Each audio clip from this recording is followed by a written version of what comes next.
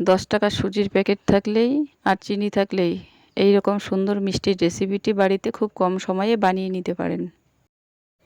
1 বাটি সুজি দিয়ে আমি শুকনো খোলায় একটু ঘামিয়ে নিব, যতক্ষণ সুজি থেকে কাঁচা গন্ধ চলে যায়নি। শুকনো খোলায় কিছুক্ষণ ঘামিয়ে নেওয়ার পর এখন জল দিয়ে একটা ডোয়ের মতো করে নেব, শক্ত ডোয়ের মতো। আমি 1.5 বাটি জল নিয়েছি আর স্বাদ মতো একটু লবণ দিয়ে নাড়িয়ে নিচ্ছি। নাড়তে নাড়তে যখন ডোয়ের মতো হয়ে যাবে, শক্ত ডোয়ের মতো, তখন আমি নামিয়ে নেব। শিরা বানার জন্য 1 বাটি চিনি নিয়ে নিচ্ছি, 1 বাটি জল,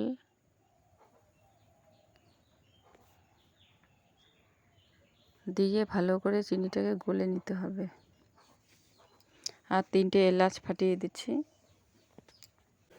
এদিকে সুজিগুলো হালকা ঠান্ডা হয়ে আসে, এখন গুঁড়ো দুধ দিয়ে ভালো করে মেখে নিতে হবে।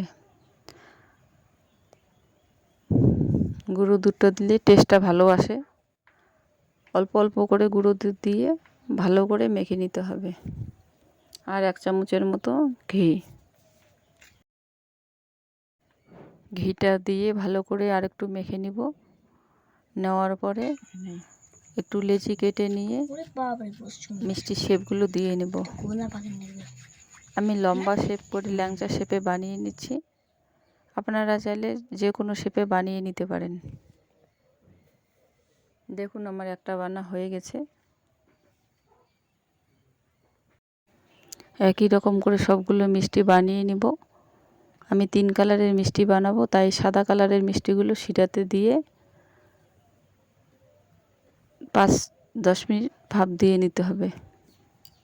কড়াইতে তেল দিয়ে দিচ্ছি, মিডিয়াম আছে 6-7টা মিষ্টি ভেজে নিব হালকা হালকা কালার করে।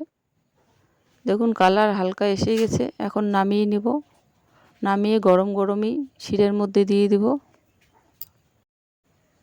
3 বারের মিষ্টির কালারগুলো একটু গোল্ডেন কালারের থেকেও একটু ডিপ করে ভেজে নিতে হবে। আরও একটু ডিপ করে আমি নামিয়ে নিব। গরম গরম শিরে দিয়ে দিতে হবে। 30 মিনিট পরে মিষ্টিগুলো কত বড় বড় হয়ে গেছে।